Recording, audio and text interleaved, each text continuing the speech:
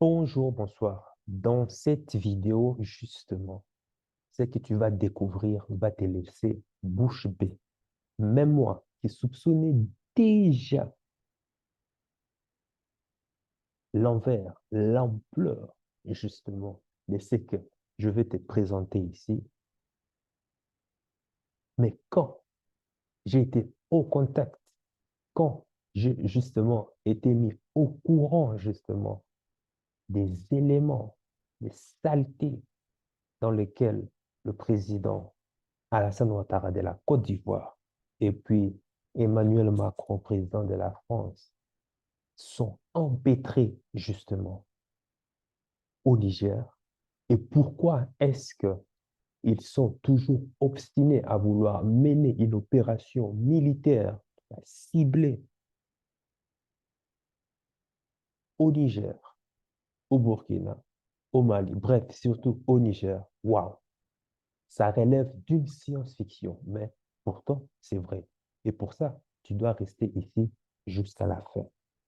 Parce que ce que tu vas découvrir à la fin, waouh. Nous allons aller ici, dans le cœur d'une enquête d'investigation. Si tu as toujours si tu as toujours détesté les enquêtes d'investigation, eh bien, accroche-toi, accroche-toi, parce que franchement, je te conseille d'avoir le popcorn, je te conseille d'avoir en tout cas quelque chose à côté de toi pour grignoter, quelque chose, descendez, hein, quelque chose vraiment du bien, santé, voire même de l'eau à côté de toi, parce que, waouh, waouh, ça va te laisser sur ta faim. Ça sera vraiment incroyable. Parce que tu sais qu'il y a une situation au Niger que tout le monde connaît déjà. Mais en apprenant cela, moi, j'ai été franchement surpris à travers la chaîne d'investigation Chris Happy, chaîne d'investigation qui fait des enquêtes pour dénicher, pour mettre à nu toutes les affaires de corruption du monde politique, économique de la Côte d'Ivoire et aussi en Afrique en général. Donc, on va aller sur cette chaîne et toi-même, tu vas découvrir les raisons cachées. Pourquoi est-ce que Alassane Ouattara et Macron ont toujours du zèle par rapport à tous les autres de pouvoir continuer toujours cette guerre. Ce qu'il faut savoir ici, c'est que Alassane Ouattara et sa femme Dominique Ouattara et aussi Macron sont... Hmm, non, tu sais quoi? On va simplement aller ensemble. Toi-même, tu vas l'entendre. Bref, je vais partager avec toi l'écran. On va aller directement sur sa chaîne tout en espérant que, ben, voilà, euh, on n'essaiera pas Shadowbanny, hein, voilà. Et on va aller nous-mêmes découvrir. Donc, nous sommes ici. Je dois juste vérifier au niveau du son que tout est bon. Voilà, on est là. Tout est bon. Les sons, les sons. Scam autorisé aux vidéos de donc, je vérifie que le son est bien. Je vérifie que je n'aurai pas non plus de problème, surtout pour l'auditoire. Vidéoclip.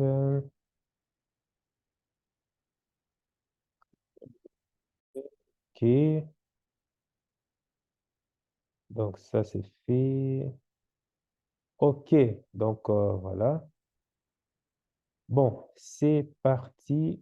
Je mets ça en plein écran, tout en espérant que ça ne gêne pas. Et préparez vos spectacles et on y va. Et puis après, on décortique ça avec. Bon.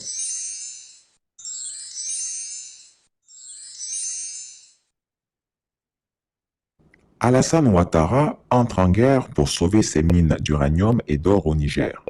Première partie. Ceci est un scoop brûlant et je vous demande d'y accorder toute l'attention qu'il mérite. Car pour avoir cette information, certaines personnes ont risqué leur vie et mis en danger leur position et leurs amitiés. Plusieurs d'entre elles risquent la prison ou risquent de disparaître tout simplement parce que ce qu'elles dénoncent met en péril des intérêts financiers puissants.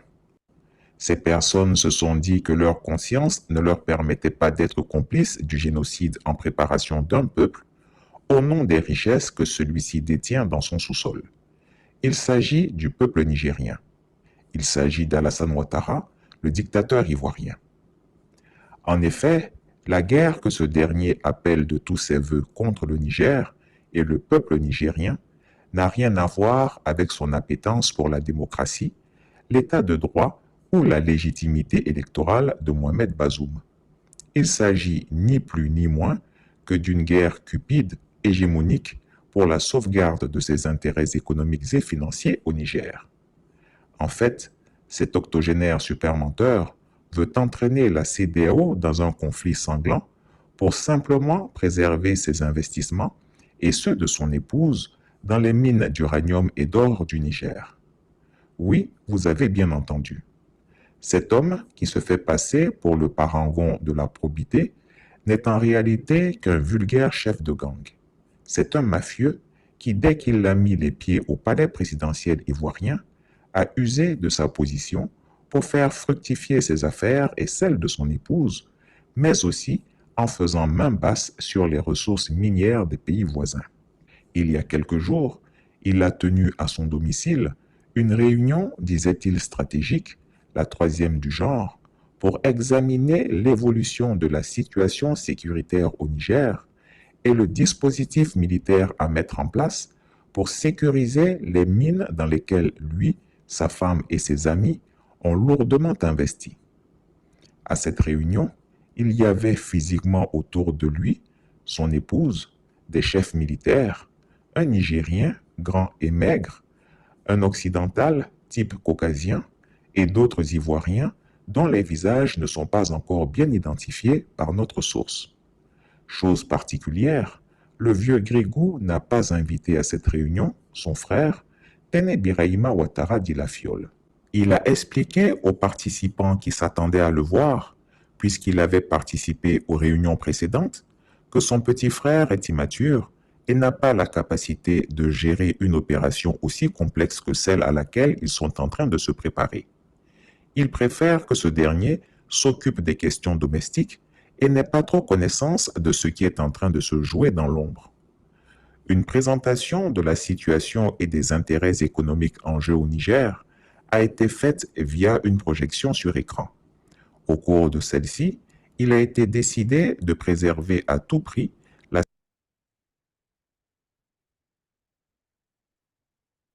Eh bien, ah ben voilà, tu viens toi-même tu viens toi-même de l'entendre, là. C'est quelque chose du tonnerre. C'est vraiment incroyable comme tu peux le voir. C'est waouh. Donc, Alassane Ouattara et sa femme, Dominique Ouattara, sont actionnaires dans une entreprise ou des entreprises qui exploitent de l'uranium et de l'or du Niger. Tout le monde parle d'Orano, mais ce qu'il faut savoir est qu'il y a beaucoup de petites entreprises à côté justement d'Orano. Et quand je dis petites entreprises, c'est par rapport à la taille de Orano. Alassane Ouattara, président ici de la Côte d'Ivoire, actionnaire dans des mines appartenant à la République du Niger, appartenant au peuple nigérien. Waouh, c'est perplexe, c'est palpitant comme situation parce que en tant que, bon, moi je dis toujours en tant que président,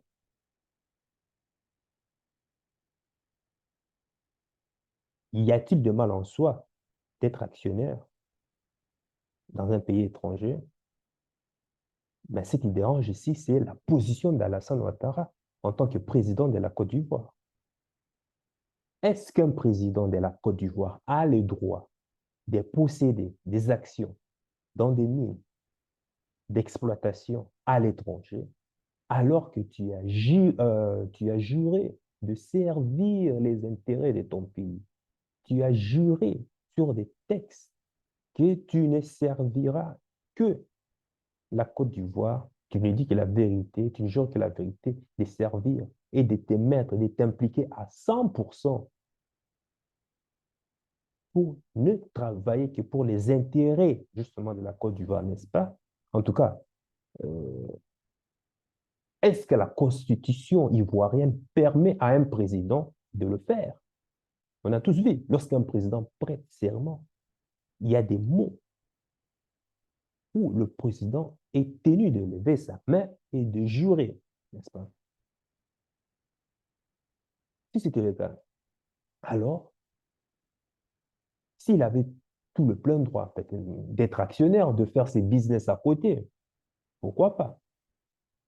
Mais en tout cas, alors dans ces cas, il devrait y avoir ce que j'appelle une transparence sur tous ses avoirs et ses actifs. C'est logique pour qu'il n'y ait pas de conflits d'intérêts entre travailler pour soi, travailler pour voilà, pour travailler de manière privée, et puis l'influence en tant que chef d'État pour voilà, s'enrichir personnellement en usant de son influence de chef d'État, hein, en usant l'influence de son chef d'État sur le, le cadre public afin de s'enrichir personnellement, en fait. Voilà pourquoi on évite cela, pour qu'il n'y ait pas ce genre de conflit d'intérêts. Et pourquoi est-ce que je le dis? Parce que je me souviens d'une interview une interview que j'ai vue de Jean-Louis Billon, d'une interview de Jean-Louis Billon, l'homme le plus riche de la Côte d'Ivoire, que j'ai vu sur Investir, la chaîne YouTube Investir au pays. Il disait qu'à un moment de sa carrière, il a été amené à occuper un poste ministériel. Et dès lors qu'il était ministre, il était obligé, selon la Constitution, de démissionner de son poste à la tête de ces entreprises. Il est obligé de faire même basse sur ce business. Et une fois investi au pouvoir, il disait qu'il était surpris de voir que beaucoup de ministres en Côte d'Ivoire combinaient en tout cas les deux activités, à savoir euh, voilà, le travail étatique et puis le travail privé, c'est business. Les hommes venaient, voilà, tu viens dans ton bureau et après tu vas faire tes affaires. Donc, ils mélangeaient les deux. Et ils trouvaient ça louche, ils trouvaient ça bizarre, mais bon, voilà, c'est la Côte d'Ivoire. Et c'est ça qui me pousse, moi, à m'interroger. Maintenant, ici, selon Sapi, cet investigateur, c'est la raison urgente, en fait, qui pousse Alassane Ouattara de faire cette guerre malsaine, cette guerre sale, pour protéger simplement ses intérêts personnels. Car il ne veut pas que cela soit connu publiquement. Et c'est ça qui est grave. Très, très, très grave.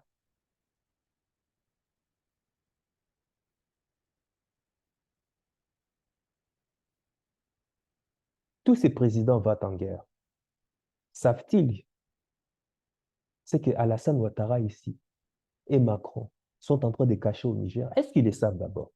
Quand je parle de tous ces présidents vont en guerre, je parle du Sénégal, de, euh, euh, Sénégal, Nigeria, Tchad, je sais pas, peut-être Togo, Bénin ou ces genres de trucs. Peut-être qu'ils ont tous aussi des actions dans ces entreprises d'exploitation des mines au Niger. Qui sait? Sûrement, peut-être que Bazoum leur a accordé des actions pour qu'ils puissent justement exploiter les ressources au détriment du peuple nigérien. C'est, c'est vraiment étonnant parce que, et d'ailleurs, hein, c'est pourquoi l'un des cas le plus marquant, par exemple, c'est les États-Unis. Tu sais, aux États-Unis, pourquoi est-ce que je prends l'exemple des États-Unis? Parce que dans leur système de gouvernance, ils mettent toujours l'accent sur le patriotisme. Le patriotisme. Est-ce que tu penses ce que Bazoum a fait là? Est-ce qu'on peut le considérer comme patriote? Je prends un exemple. Pour être président aux États-Unis, il faut avoir été un vrai patriote. Qu'on déteste les États-Unis ou pas, mais on doit leur reconnaître quelque chose. Ce sont des vrais patriotes. Ils aiment tellement leur pays qu'ils sont prêts à génocider toute la planète pour l'intérêt de l'Amérique. Et d'ailleurs, tu connais même le slogan. On dit quoi? America first. D'abord l'Amérique.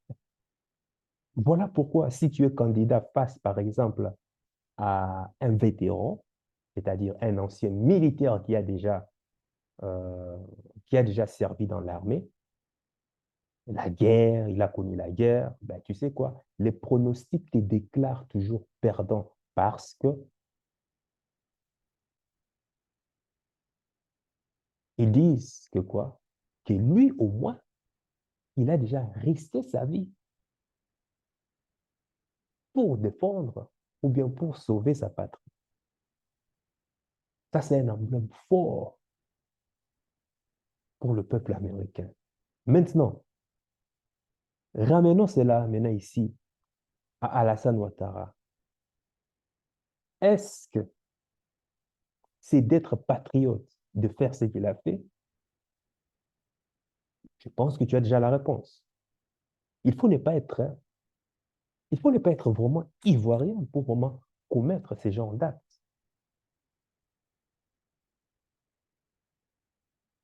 Est-ce que Bazoum est un vrai Nigérien, est un vrai patriote? Tu as déjà la réponse. Maintenant, comment peut-on permettre à ce que les étrangers exploitent les richesses de ton pays? C'est ça le pire. Ils exploitent les richesses de ton pays sans en faire profiter même la population, sans que même le trésor du pays n'encaisse ni impôts ni taxes sur le bénéfice de ces entreprises d'exploitation des mines. On va aller découvrir ici, tu vas entendre. Il y a tout au Niger. Je dis bien, le Niger est un pays riche. Pétrole. Le pétrole est exploité. Mais est-ce que tu entends parler des recettes provenant de l'exploitation du pétrole du Niger? Nada, zéro. Où va tout cet argent? Tu connais déjà la réponse. Le Niger a du cobalt, du manganèse, du lithium pour pouvoir fabriquer les batteries de voitures électriques. C'est au Niger, c'est déjà exploité. Le Niger a du gaz, le gaz. Mais est-ce que tu entends les recettes provenant de l'exploitation? Pourtant, il y a des entreprises qui l'exploitent, hein. Il y a des Allemands, il y a des Chinois, il y a des Français. Tous sont là, en train d'exploiter ça. Mais est-ce que tu entends où sont les recettes? Pourquoi la population n'y voit rien? Et dans ces zones où ils sont implantés pour pouvoir exploiter ces richesses, qu'en est-il de la population autour? Vivent-ils dans des conditions décentes?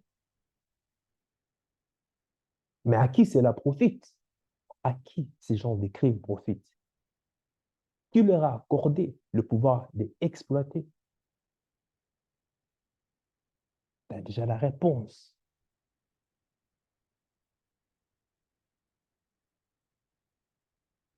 Voilà des étrangers qui sont en train de piller, de tuer un pays. Je ne dirais même pas leur pays, non. Des étrangers qui sont en train de tuer un pays. On comprend la raison pour laquelle les Nigériens taxent l'ex-président de CHU, Mohamed Bazoum, d'un étranger. C'est tout à fait possible. Il faut vivre dans le gémophotisme pour vraiment laisser ton pays comme ça à l'abandon. Comment Alassane Ouattara peut se livrer à une telle barbarie? Mais bon, on va continuer, on va continuer. On va partager, euh, on va partager l'écran. Euh, on va aller suivre. C'est Chris, pourquoi ça marche pas? Pourquoi Chris Yapi a à nous dire? Tu peux aller suivre la chaîne, hein? C'est rempli de waouh, c'est incroyable. Moi, je lui accorde toujours du crédit parce qu'il fait un travail rocambolesque, c'est un travail vraiment formidable. On y va. La sécurité des installations de Orano Mining Niger. Orano est le nom de la société Areva qui gère depuis 1970 l'exploitation de l'uranium au Niger pour le bénéfice de la France. En effet, la France a 56 réacteurs nucléaires qui fournissent de l'électricité à ce pays. Le Niger seul fournit 19% de l'uranium nécessaire au fonctionnement de ses centrales nucléaires. Le reste est fourni par le Kazakhstan. L'uranium nigérien coûte moins cher à l'achat que celui du Kazakhstan. Le Niger fournit également environ le 1/4, soit 25% des besoins de l'Union européenne en uranium. Après s'être détourné un temps de l'énergie atomique pour sa consommation électrique au profit du gaz russe, la France retourne brutalement à ses centrales nucléaires en raison de la guerre en Ukraine et de l'embargo mis sur le gaz russe. Et je tiens, l'embargo mis sur le gaz russe, je tiens à préciser ici que ce sont eux-mêmes qui ont mis cet embargo, hein. C'est l'Occident elle-même qui s'est tiré une balle dans le pied. Mais tout ça, ils se tirent une balle dans les... Bon, ils se tirent une balle dans les pieds. Non, ils ne se sont pas tirés une balle dans le pied. Ils ont tiré une balle dans le pied de leur peuple parce qu'eux sont toujours chauffés. Eux sont toujours climatisés. Eux continuent toujours à polluer l'atmosphère dans des jet sets, dans des avions de luxe, première classe et autres. Mais c'est le peuple qui en paye le prix fort aujourd'hui. Eux, ils bénéficient de l'immunité diplomatique qui fait qu'ils ne payent même presque pas de l'électricité, des gaz et autres. Ils vont te faire croire que non, l'uranium nigérien, ben, c'est rien, c'est juste 3%, 5%, c'est rien. Si ce n'est rien, pourquoi est-ce que vous avez du mal alors à quitter le pays lorsque le peuple même, le peuple du pays vous le demande? Et tu vois là, c'est l'Union européenne qui est là, en train, main dans la main avec la France, pour, pour supporter la France dans cette barbarie, dans cet ignoble comportement, comportement inhumain et dégradant. Il faut voir comment ils ont imposé aux Nigériens toutes ces sanctions mortelles. Comment on peut faire ça à un être humain?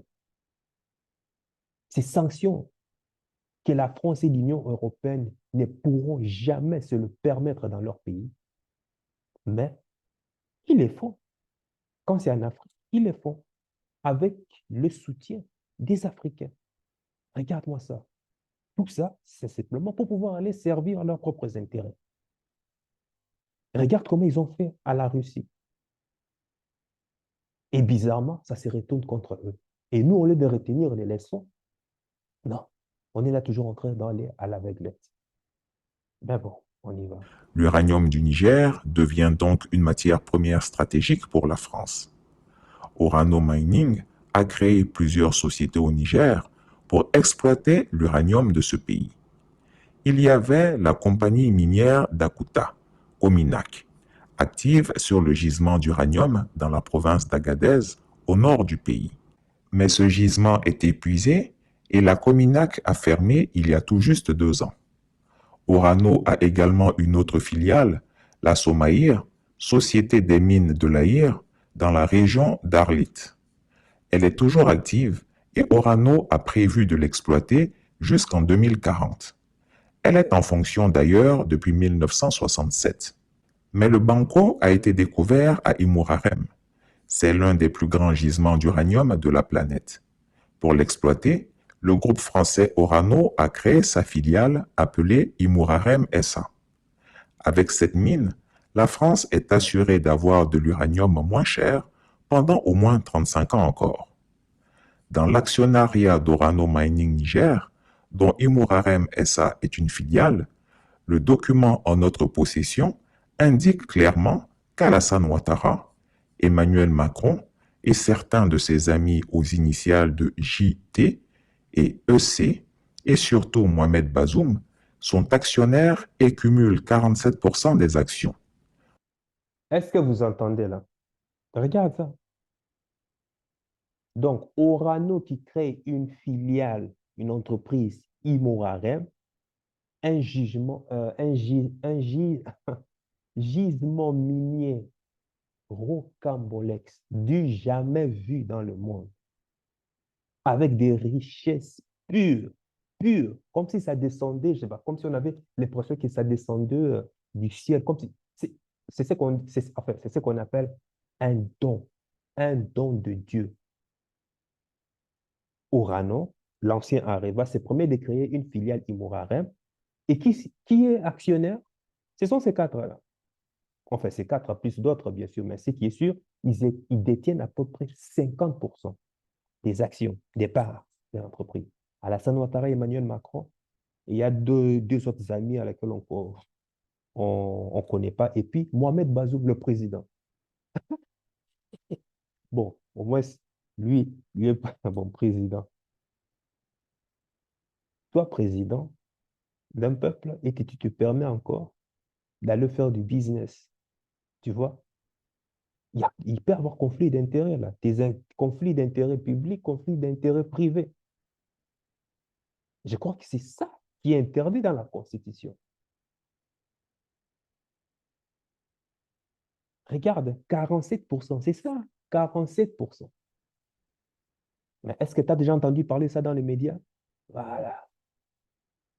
Tu comprends maintenant la raison de la guerre. Quand je vous dis que l'argent dicte l'économie, ami, il faut avoir l'argent. C'est pas pour rien. On continue. Vous avez bien entendu. Ces copains et coquins sont liés par des intérêts financiers. D'ailleurs, le despote des lagunes et son épouse, Dominique Ouattara, à eux seuls, détiennent 21% d'une des mines. Il faut signaler que la découverte du gisement d'Imurarem, l'une des plus importantes réserves d'uranium du monde, est le filon du siècle sur lequel la France mise tous ses espoirs. C'est très curieux qu'aucun grand média ou les médias mainstream ne se soient intéressés aux affaires financières sales de Macron et de Ouattara. Vraiment. Je tiens à dire que Chris Yapi détient un document ultra confidentiel de ce qu'il avance. Ce document précieux sera mis à la disposition des autorités militaires nigériennes pour nécessité d'enquête. Le Niger et la France étaient sur le point de boucler le contrat d'exploitation de ce nouveau gisement quand les putschistes ont débarqué et ont tout fait capoter. La France a peur que la junte militaire attribue ce gigantesque marché aux Chinois qui sont déjà présents dans l'exploitation d'uranium dans le pays et montrent un appétit croissant pour les ressources du Niger. Il faut savoir que les Chinois possèdent majoritairement la société des mines d'Azélique, Somina, qui exploite une mine d'uranium dans cette région. Et le taux d'exploitation de cette mine est en progression. D'autres Loop niet het risico om de foto's en video's. Voilà, stopper, euh, on va stopper ici pour décortiquer un peu Bon, malheureusement, tu comprends bien que je vais faire ça en plusieurs fois hein, pour ne pas que la vidéo soit longue, tu vois. Ah, tu sais, ceci me rappelle,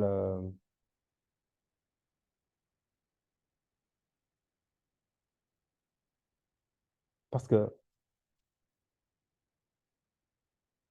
pourquoi je crois à Chris Yapi, pourquoi je donne du crédit à ce que Chris Yapi, cet enquêteur, vient de, vient de nous révéler ici.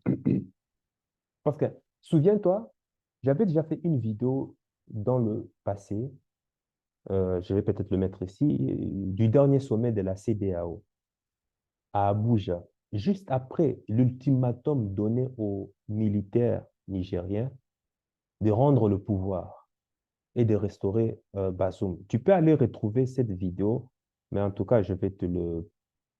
attends, je vais... voir. Cette vidéo était... Oh non, oh, non, non, non, non. C'était... Voilà. Je crois que j'ai... voilà.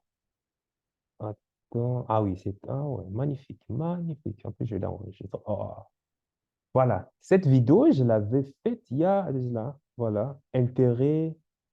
euh, Ah, voilà, c'est ça. C'est cette vidéo. Donc, je te conseille vraiment d'aller voir cette vidéo. Mais bon, euh,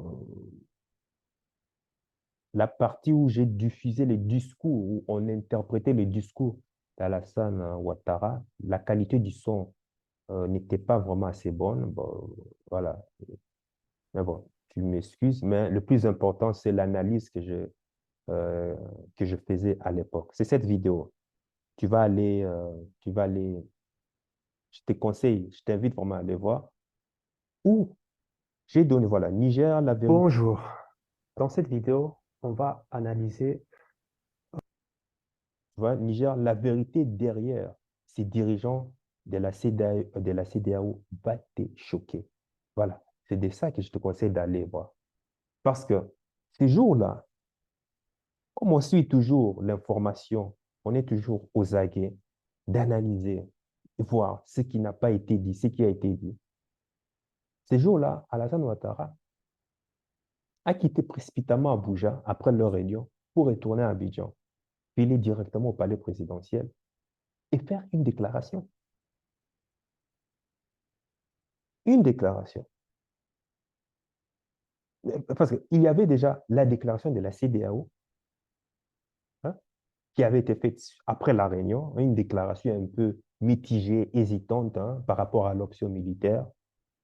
Et puis, juste après, c'est Alassane Ouattara qui fait son discours. Discours auquel, où il dit que la Côte d'Ivoire va envoyer un bataillon, un bataillon de l'armée, et qui sont déjà prêts. Ces jours-là, je t'ai fait remarquer d'analyser le langage corporel d'Alassane Ouattara. Il était bizarre. On pouvait voir, on pouvait lire sur son visage une sorte d'embarras mélangé avec de la frustration, de la haine, du dégoût, du mépris, euh, de la colère, frustration. Je disais même dans la vidéo que, mais pourquoi est-ce qu'il est soufflé comme ça? Pourquoi est-ce qu'il est... Tu, tu pouvais l'entendre, va voir. Et avec les révélations de Chris Yapi, maintenant, on comprend qu'il était vraiment en fait en colère, déjà sur l'indécision de la CEDEAO, dirigée par Tinubu, et qu'il a lui-même voulu prendre cette responsabilité sur lui, de continuer, coûte que coûte, cette guerre. Surtout que, normalement, Alassane Ouattara était juste un président d'un pays membre. de la CEDEAO. Et il n'avait pas normalement mandat, après délibération d'un tel meeting, de pouvoir faire un compte rendu. Ce n'est pas à lui que cela revient. Normalement, c'est le président de la CEDEAO de le faire. Mais le message d'Alassane Ouattara était clair. Comme Tidibou ne veut pas aller en guerre, comme il est hésitant avec les autres, ben moi, je veux faire cette guerre seul, en tout cas avec Macron, si je peux le dire. Et au début, je croyais qu'il était là juste hein, pour exécuter, par exemple, le sale boulot du président Emmanuel Macron. C'est ça que je croyais.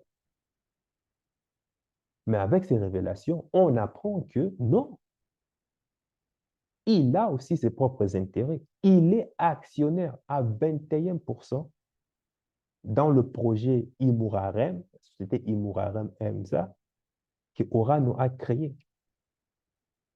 Donc, lui et Dominique Ouattara détiennent 21%. Les quatre, Emmanuel Macron, Mohamed Bazoum, et puis il y a les deux autres noms qu'on n'arrive même pas à identifier, et puis Alassane Ouattara et les autres détiennent 47%. Et dans les 47%, Alassane Ouattara et sa femme détiennent 21% des parts. Mais lorsqu'on apprend ça, moi je suis tombé 10 étages, quoi, en fait. J'ai dit, waouh! Je ne pouvais pas imaginer que la corruption était si profonde que ça. Je ne savais pas. Alassane Ouattara, Macron, Dominique Ouattara, la femme d'Alassane Ouattara, actionnaire chez Orano. Maintenant, on comprend facilement pourquoi est-ce qu'ils veulent, coûte que coûte, faire la guerre. Parce que ça prend tout son sens. Oui. Et aussi, tout le fallacieux prétexte d'aller sauver ou de remettre Mohamed Bazoum, le président démocratiquement élu, sur le pouvoir, tout ça ne tient pas la route. Voilà ce qu'ils appellent président démocratiquement élu. Voilà ce qu'ils appellent démocratie. Qui a dit que la démocratie a un seul modèle que tout le monde doit appliquer? En Grande-Bretagne, par exemple, ils ont une démocratie monarchique. Au Maroc, ils ont aussi une monarchie. En Espagne aussi, c'est pareil. Il y a encore, quel autre pays encore euh, qui ont des démocraties adaptées à leur culture. L'Arabie Saoudite aussi pareil, le Qatar aussi pareil. Donc, la démocratie n'a pas un seul modèle type. Mais quand Emmanuel Macron veut nous maintenir dans la pauvreté, dans la captivité, nous maintenir dans ce statut de complexe d'infériorité pour mieux nous dominer, nous voler, nous piller, nous tuer, nous imposer un modèle qui, selon eux, quoi, est le meilleur modèle de gouvernement et qu'ils appellent démocratie. Démocratie monnaie, ouais. Alors que eux, ils oublient. Ils le savent, mais ils vivent dans le déni. Avant l'avènement de l'homme blanc en Afrique, nous avions déjà notre propre modèle de gouvernement à travers des grands royaumes, des grands empires qui existaient déjà. Il y avait des châteaux. Les premiers châteaux ont été construits en Afrique. Hein? Ça a été construit en Afrique. Et maintenant, ce sont eux qui veulent nous imposer un modèle qui ne corrobore même pas à notre culture. Aux États-Unis, ils ont une démocratie différente. Aux États-Unis, ce sont les grands électeurs qui élisent. Ce n'est pas le peuple directement. C'est d'abord les grands électeurs qui viennent donner leur voix pour pouvoir élire le président. Pourquoi Emmanuel Macron ne va pas dire que non, ce modèle-là n'est pas bon? Il faut faire les choses selon la démocratie, le peuple qui élise directement. Voilà. Et même que quand ils disent démocratie, démocratie, quand tu vois même l'Union européenne, qui dirige la France, c'est l'Union européenne. Le peuple élise un président. Le président qui n'a pouvoir sur rien, ce sont des députés qui prennent fonction au sein de cette structure mastodonte de l'Union européenne qui vont élire, ces petits groupes vont élire quoi? Le président de la commission qui va exercer pendant 5 ans. C'est ça la démocratie? C'est ça qu'ils appellent démocratie? Non. C'est un groupe de personnes qui élisent la présidente de la Commission européenne qui, elle, va coiffer tout le pays. Et tout le pays dans l'Union européenne doit se soumettre à sa directive. C'est sa démocratie? C'est pas sa démocratie. Où est le peuple? Est-ce que c'est le peuple qui a mis le président de la Commission européenne au pouvoir? Est-ce que c'est le peuple? Le pouvoir du peuple, par le peuple et pour le peuple. Mais est-ce que la Commission européenne, la présidente là, elle est élue par le peuple? Elle fait le travail pour le peuple? Grosse point d'interrogation. Mais c'est toujours au gros noir africain qu'on vient dire que non, non, non, non, non. La démocratie doit être comme ça, comme ça, comme ça, comme ça. Et ils sont là. On est en train d'accepter seulement bêtement, bêtement comme ça. Il y a tout à dire par rapport à cette démocratie, mais ça, on en reviendra. Je vais m'arrêter là pour le moment. Cette vidéo va être faite peut-être en deux ou trois, parce qu'il y a énormément beaucoup de choses à décortiquer. Mais en attendant, jusqu'ici, je voudrais, moi, par rapport à ces révélations maintenant, que tu puisses me dire ta pensée, ton opinion.